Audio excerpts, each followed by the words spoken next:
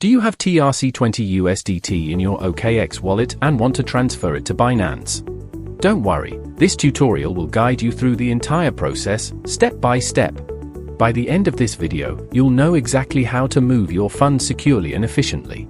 Step 1. Log into OKX wallet. First, open your OKX wallet and log in. Once logged in, you will see your balance and different wallet options. Step 2. Navigate to the withdrawal section. Now, go to the Withdraw or Send section. This is where you will initiate the transfer process. Step 3. Select TRC20 network. Important!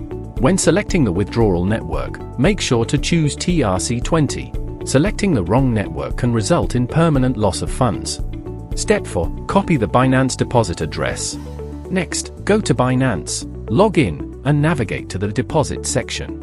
Select USDT and ensure the TRC20 network is selected. Copy your deposit address from here. Step 5. Paste the address and confirm the transfer.